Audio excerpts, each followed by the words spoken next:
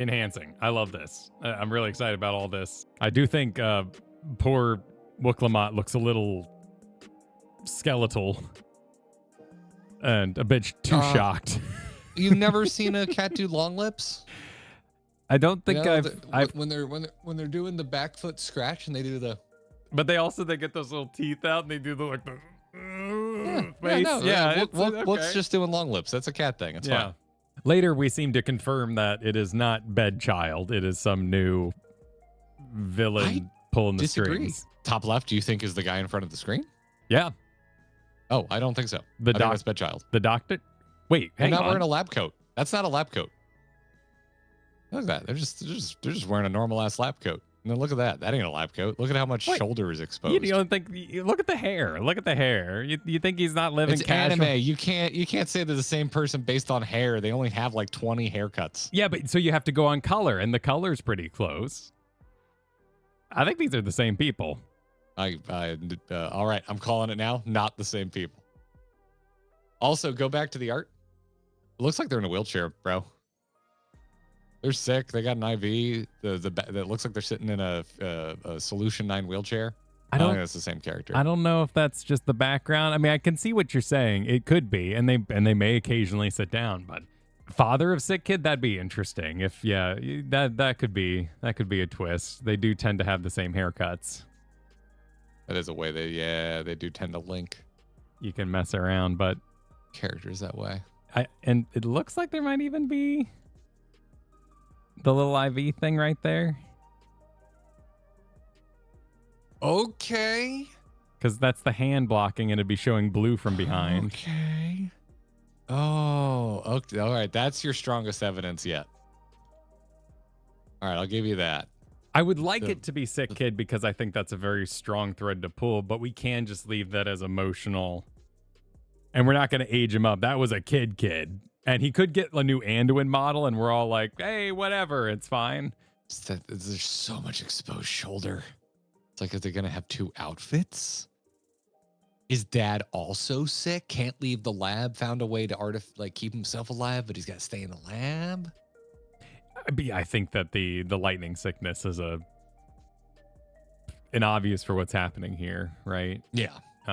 That, or he's like enhancing himself, but then you wouldn't do the bandage. You'd do like plugs into the head and make it more purposeful looking. Yeah. The lightning sickness is a really obvious plot point that we did not wrap up. So I'm completely on board that's where that's going to be a touch point in 7-2. We've got so many electro cubes. There's an electro cube there. There's an electro cube to the right. We got moon phases. That's just raid mechanics. This is clearly a villain because they're using third-party add-ons. I feel like old me would read into that, and new me would be like, it's just nonsense. It's just gobbledygook. That won't matter. Well, it's slightly it's inconsistent, right? Because when we go to something like this dungeon, in the Endwalker dungeon, the Fell Court. So that had really informative pictures on the wall, which I love so much. But sometimes our pictures are just random ass pictures, and sometimes they repeat next to each other, and there's no information. And that seems what we have here. That's just Alexandria. Yeah, and we have a repeat right here. There's one picture, and then it's duplicated right there again, right over there. So sadly, these aren't going to be informative pictures to dig into. I'm surprised how not hyped for the dungeon I am. I think the dungeon looks very mid from a art design standpoint.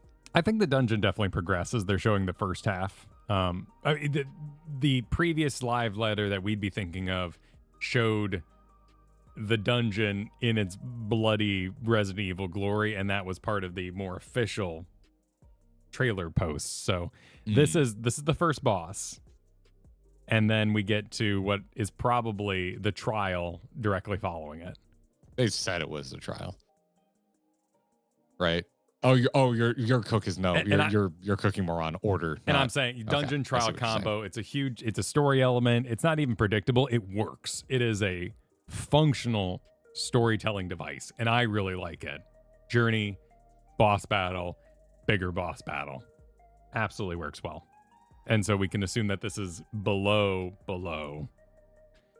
I don't think we would kill kid/dad/L, but we would maybe see him activate this as he makes his escape. That's a lot of cooking without a trailer. Like, I'm not even sure who's villain and who's not, other than, like, obviously we got to fight the trial boss. But it is interesting. Like, let's pull up like Pandemonium. Googling 6-2 key art. Oh, yes. 6-2 is... Oh, yeah, it's not showing that. Yeah, it was upside down. Yeah, because it was his alter ego. There, so you're right. It's almost designed like a playing card. So my point was that how interesting to not lean so heavily on the raid for this part, but instead go full MSQ. That might not be the case. This says main scenario on it, though, which is like, oh, so that's not preservation. Oh, that's preservation, not the president. Not the president. Not the president, yeah, no. Yes. I believe them when they say this is I don't think they're lying at the bottom of the screen there. Yeah. Oh, actually, dude, that thing, it kind of looks like a regulator. The thing in the middle. Oh, yeah, it is kind of stacked like one. I guess that could be, the inside of what the etheric, because that's electrobe there. We got our electrobe cube. And that could be what a regulator's magic is inside the device. I guess a regulator only has like 3 visible circles from the outside. I'm Google image searching a regulator on the side here to compare it. Not sure how much I believe this anymore. But who knows? Maybe that's what it looks like when you just assemble one. I mean, either way, he's not wearing one. Okay. I wonder if that's a real makeup. I wonder if that's a real waveform and what it is. Oh, that'd be fun. It's just the waveform of Soken saying, "Do you know Lahi?" That'd be so cute. I hope they go that hard. If you translate that waveform, like, what is it? I love that kind of shit. You want to know what I'm really excited about? Wuk Lamat needs to kill again. And how that's going to destroy her psyche. Like, she goes her whole life. Really everything's excited about that? So happy. Everything can be solved with friendship. And then she kills her brother. And that isn't a moment of her being like, oh my God, I'm mad at Sphene. That is her realizing her warrior, barbarian, berserker roots. And that she has to kill again. And Wuk Lamat could have a full villain arc in the future as she becomes Batman alternate history, where Batman killed the Joker. Because she's already killed once. And now she's going to kill again, and then she's going to kill again, and we're going to go, whoa, Wuk Lamat, that's not how we do things. And we have to stop Wuk Lamat as the 7.5 villain. As a 7.5 villain? What? No, we're going to wrap up in 7.3, and then 4 and 5 are going to be building to the next expansion. This isn't Endwalker. Although if they're integrating the trial series, hold on, that gets weird. Trial series was integrated into the MSQ for Endwalker, but Endwalker's patches told a full story from point 1 to point 5. Every expansion before that kind of wrapped up around point 3, and then 4 and 5 were laying the groundwork for the next expansion. We didn't have any of that in Endwalker. I didn't think about that implication. The trial series sat on top of the MSQ while being part of the MSQ, but if you just did the trial series in a vacuum, it would still have its own story. Here, if we're doing the 6.3 trade-off and build, it does feel weird that the trial series would be its own story. I think it would just be baked in and it'd be unconnected to service however many trials they want to do. 3 in that time period. Like all three bosses they don't necessarily have to be related, right? We could have a point 2 trial, a point 3 trial that probably are connected, but then point 4, point 5, whenever the third trial drops, it could just be a completely unrelated story aspect boss. They don't have to do that, but it's an interesting thing to think on. Because so many folks in the community are just like, yeah, no, they're just integrating it from now on. And it's like, okay, but hold on. Because previously, all of our trial series, whether integrated in the MSQ or not, they have been related to each other in a very strong way narratively. That's even true of the Endwalker trial series. We got some moon business here, perhaps.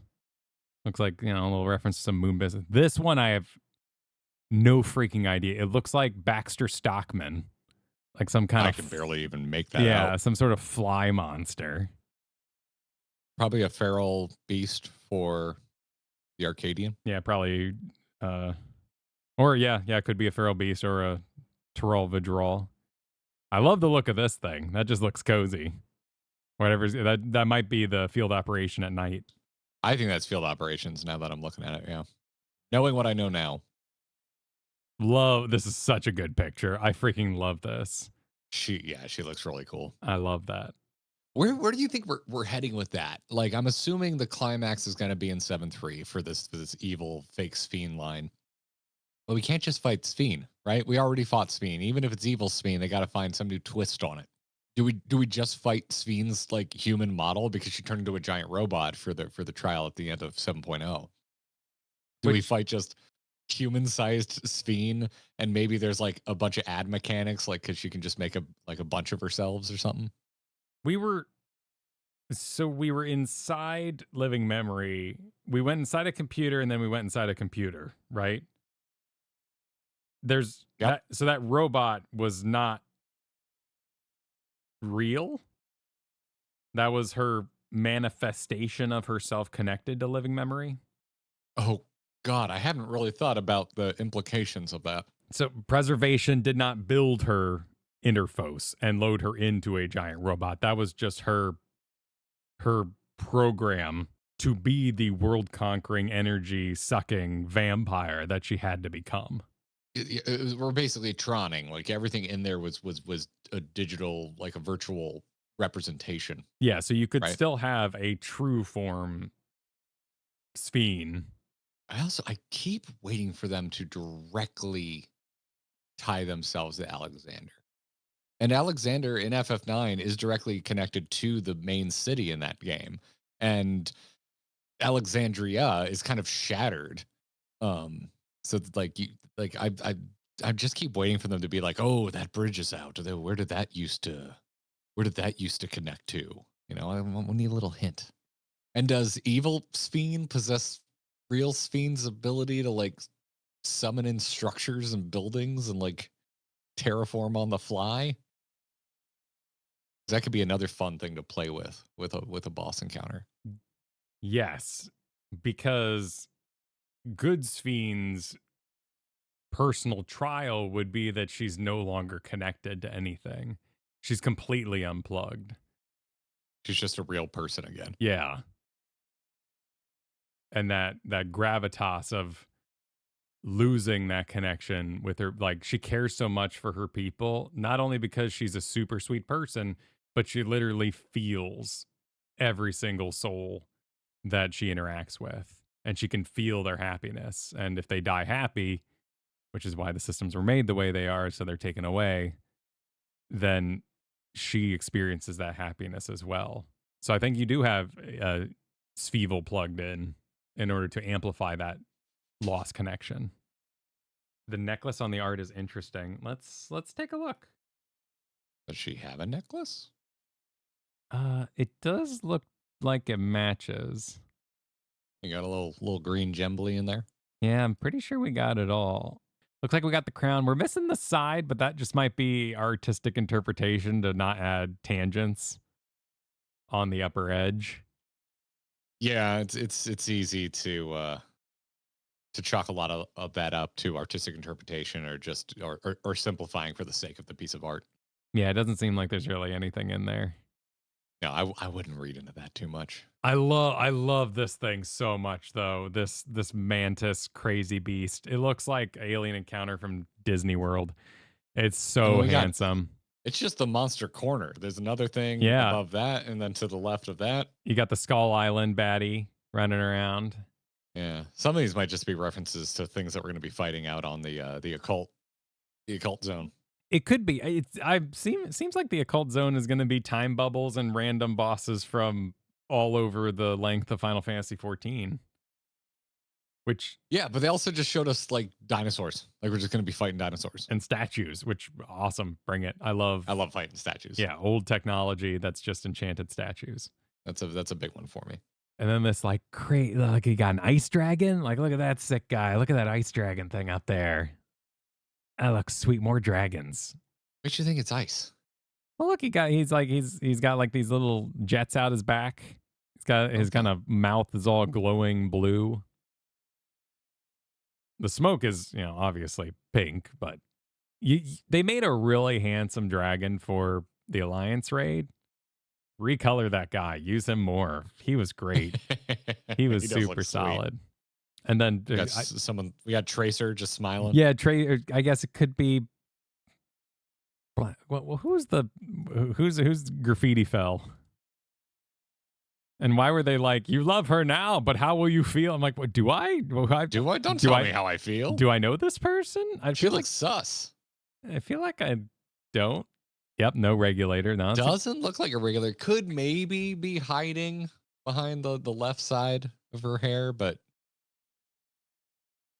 Brute Bomber still has his. Yeah, they're not black. They're not super ultra mega Square Enix edition though. Oh, they're not the funeral edition. Yeah, funeral edition. Come out to the Queen's funeral. Get your funeral edition regulator. 5,000 people through the door. Get an edition. But Brute Bomber confirmed hated the Queen. Bomber's turning it all around for the cats. I love the promise of this scene. I really do hope that this is, I'm talking about when the bad guy has an illusion of a character and they taunt it and they trash it. And they're watching someone from afar or they're studying their opponent. Oh, and their commentary. And they're just trashing on them the whole time. Okay. I prefer it to their face. And my favorite one of those is Majin Vegeta with Goku posted up to the cliff, calling him a clown and slapping him. And this could be my final straw. This could be Wuk Lamat's like, I'm going to go, you know what? Bury my anger. I'm going to go talk to her. And she goes talk to Sphene. Sphene is a complete dick. That's why I'm not sure. I wouldn't be mad if your cook was correct. So I want to be very clear with my lines here. But I don't think I'm on board for your cook that we're gonna have to stop Wuk Lamat from becoming a killing machine because she has such an easy out with killing fake Sphene, which who cares? It's a construct being puppeteered by some jackhole behind the scenes. That is fair. It's a really easy clean out for Wuk Lamat to stay heroic and have a what's the word I'm looking for here? Having an honorable combatant, having an honorable kill in Sphevil here. And hell, we probably won't even end up fighting. We're going to find out whoever's behind the scenes. That's who we're going to end up fighting. I'm now figuring out how we're going to make the trial that we're leading to at the end of all of this be unique from the Sphene trial in 7-0. Because we're not even, this Sphevil, cannon fodder. She's going to be gone at some point, and we're going to be dealing with who's actually pulling the strings behind the scenes. That's probably right. It would be interesting if she took Wuk Lamat out here through some sort, like a Y'shtola situation, essentially. Killing? No, like a Y'shtola situation, like get stabbed, get knocked out. Now Wuk Lamat out of the picture. We have to step up and be part of the leadership in some regard. Interesting. We also haven't played with the fact that like with like tech, like living memory, like they could banish certain characters, like to go just trap them in a digital realm. We haven't played with that too much. They play with that in the final Sphene trial. Before Wuk Lamat breaks through the Terran reality. But we didn't really play with that for like an extended period of time. No one like disappeared for so long that we were super concerned it was a major plot point. That was more a fight contrivance. Interesting. Yeah, sort of a Superman square situation. Oh God, yeah. What is that thing? The Phantom Zone? Yeah, and you could send Phantom Realm. Because you could turn living memory into your own private prison. I really think they want us to leave Dawn Trail looking back on Wuk Lamat as us doing the Asm thing and just raising another Warrior of Light, essentially. Like nurturing a new generation of heroes before we F off to go reflection travel. It would be very. So we know that our world is safe, our home is safe. I think that's the safe option, and I don't mean that in a easy way. I think that the danger you pose with the person you trained for peace going bad is detrimental to doing it again, trusting anybody ever. it's against the whole power of friendship thing that we've set up. It would be a twist, which is fun, but it would Yeah. be a huge step backward in what I think a lot of us see as the eventuality of free range travel. Yeah, I don't know what would make me like Dontrell as a whole more, because I do like that, but I think you went well. I think if you pulled a Wuk Lamat as bloodthirsty arc, I think that would feel reactive to push back against Wuk Lamat being a straightforward character or an overly positive character. And I kind of want them to just like stick the landing at this point, like just complete the very positive shonen vibes that you're going for. Because I really do feel that we're going to do the fight the hero thing much later on down the road, because I think we're going to fight ourselves. I think we're going to fight Asm in some way, or we're going to fight a truly like turned and fallen reflection of the Warrior of Light in another expansion. I don't think you rip that now with Wuk Lamat. I do not envy that amount of brain creep you would have trying to do any of this. Like that is so detrimental to the creative process, and for the writers to have to worry like, hey, I have this really cool idea for Wuk Lamat that I want to do. Oh, that's playing into the haters. It's not. Like, you can absolutely do sympathetic villainy. And we've done it before. We haven't done it in that style where, greetings, friends. Oh, it's so good to see you. Welcome back from your space travels. Where's Kona? Kona's on vacation, and like you could do a very interesting I had to kill Kona kind of level, like step by step by step decrease and increase of Wuk Lamat as a villain. It could be very, very fun to do, but you would be constantly picking at the back of your brain like, did I make him a villain because the hate got to me and I wanted her out of the pic? Like that's so sad.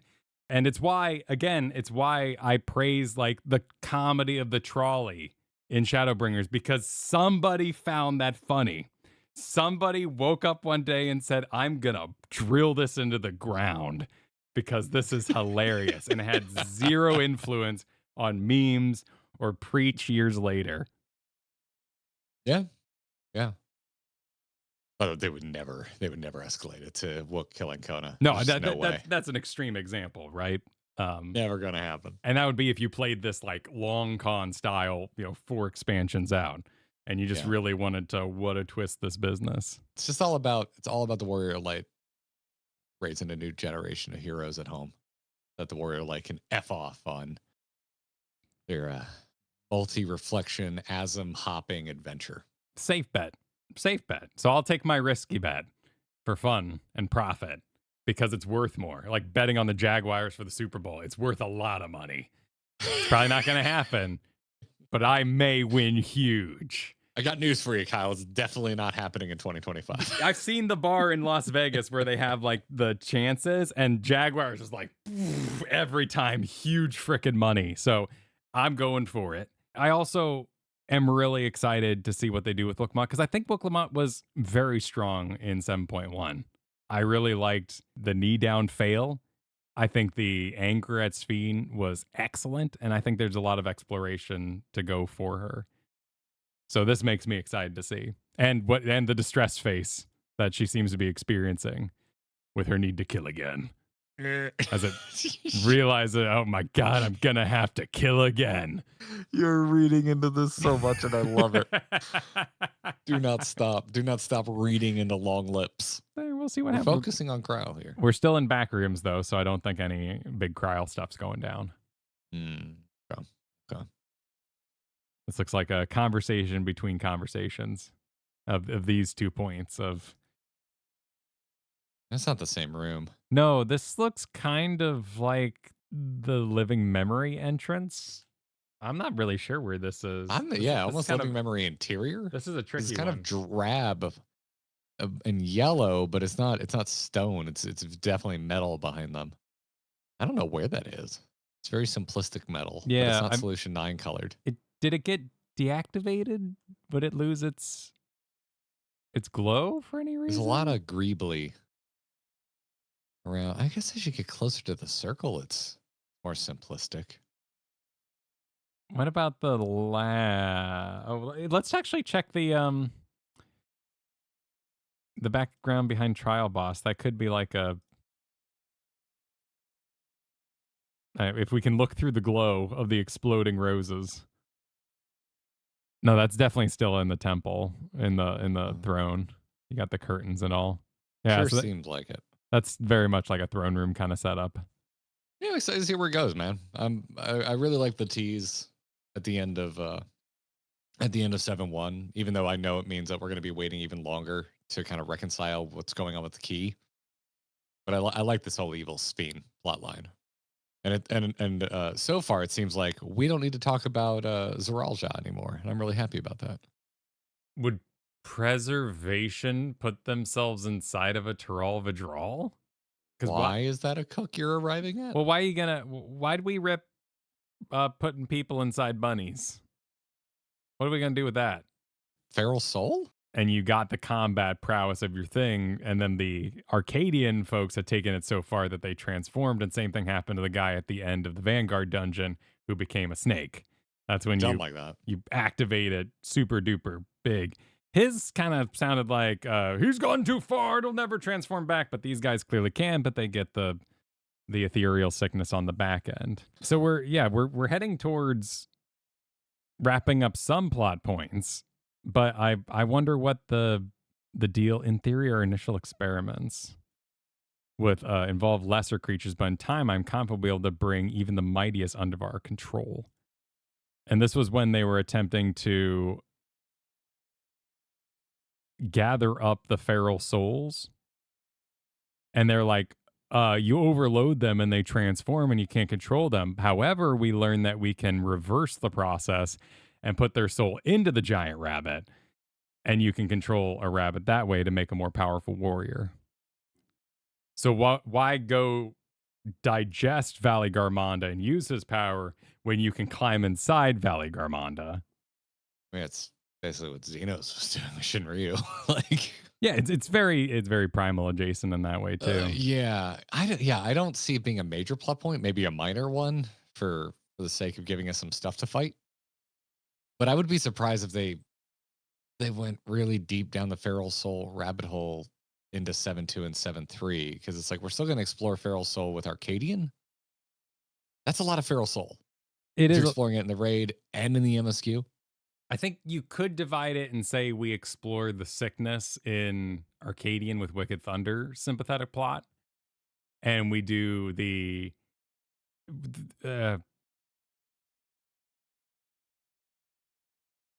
wall, the painting.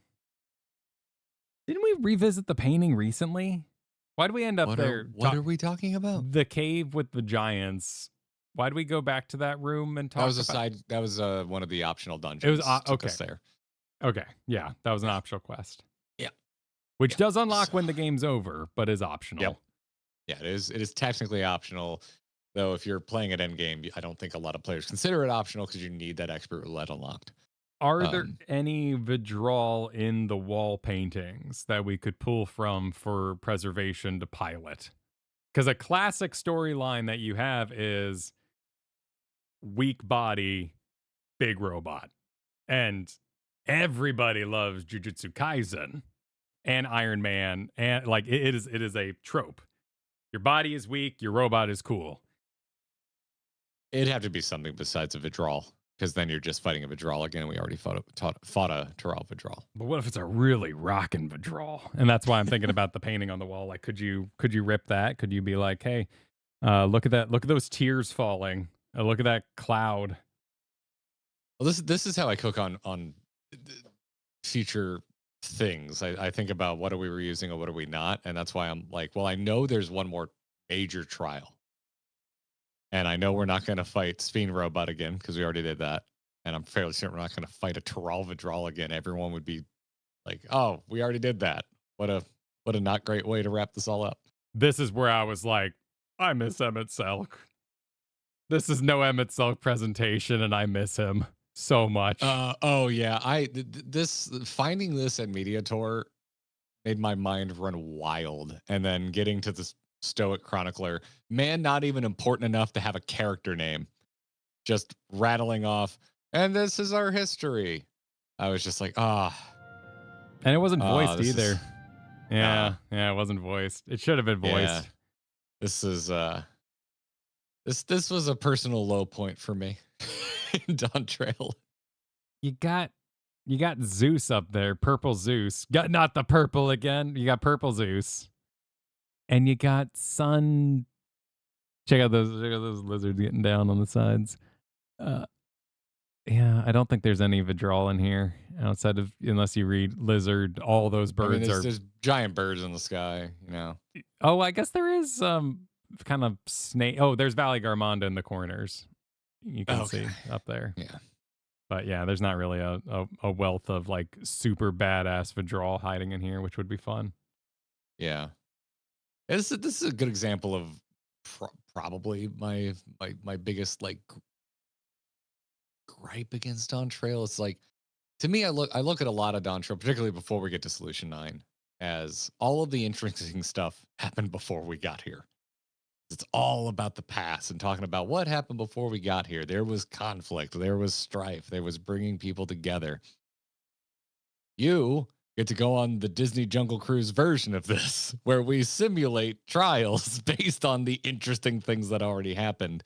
And it never really gripped me. It was the story told by the victors, and it all ended up being true, which is uninteresting and unrealistic. Yeah, they never got into that, which I get on the one hand, like, you know, wanting to be respectful to the real life cultures that they're pulling from. But at the same time, I was like, I felt like there could have been a little more conflict or like a discovery that some shit was horribly glossed over in the writing of the history. And I think it would have been okay if Dad was kind of a dick, because that still plays I was into kind that. of expecting him to be. I'm not horribly mad about it because there were plenty of other dick lizards. Yeah, there's plenty of dicks, but you know, like, but yeah, just like going from one fairly goody two shoes leader to eventually electing two goody two shoes leaders, it was just like, okay, I think Urkopacha is our best shot of Dad walking up with his crew. Do we have any Dad crew unaccounted for? I don't think so, man. I don't think that we're named or main characters. Yeah, because Bun Mom was part of the story. Isn't that right? Her right here, behind the hand, getting obscured because, you know, future hotness reveal would be too much for this moment. Everyone would be fanning themselves too hard to pay attention to the lore, so they had to cut her out. What do you suppose happens? She's not Mike Wazowski in that one shot. No, I mean, we're further along in the story. Yeah, that's her. Yeah, you can just see her just standing there. Yeah, but otherwise, we got Pello, we got Catman, which I guess would be the most unique model that we could pull from, because otherwise, Potsworn and Bird. Yeah, no, there's nothing here. There's no lingering important characters from this group. And this guy we just left on top of a mountain, right? No, he was smiling at the. We fought him. Yeah, well, we fought him on a mountain, and then he was smiling at the inauguration, so we're good there. Yeah. All of these characters have a conclusion of sorts, be it dead or otherwise. Oh yeah, Gerfler. Probably the best name to come out of Dawn Trail, if I'm being honest. Gerfler. It was a good one. Solid live letter, man. Yeah, I was kind of bracing for a nothing burger, and I was really worried after the first half because I was like, "Oh, this is not setting my world on fire." But that second half, there was some really good details. I feel like they were. I almost feel like they maybe managed expectations a little too much because it kept being like, "Oh, we don't have any footage. We don't have any footage. We just have screenshots." I'm like, "Yeah, but you gave enough detail," and you know, after that WoW housing blog. I appreciate the screenshots because that WoW housing blog is nothing but art. It's nice art. But you know, this still lets my mind run wild. This gives me enough to chew on. Yeah, these are handsome. And this just looks like fun. There's some good motivation here for various outfits. I love that this looks like it's just going to occupy so many people going back and forth, which will be a lot of fun to see people participating in that way in an open world kind of environment. And I'm going to be completely honest, I forgot that they do multiple of these in the lead up to the patch. So I like originally when we're like, it's a live letter time, I'm like, sweet, bring on the trailer. And I'm like, oh, wait, yeah, no, this is part one. There's not going to be a trailer. So I started managing my own expectations. And I don't know whether that helped or hurt, but yeah, I think this is a really solid live letter.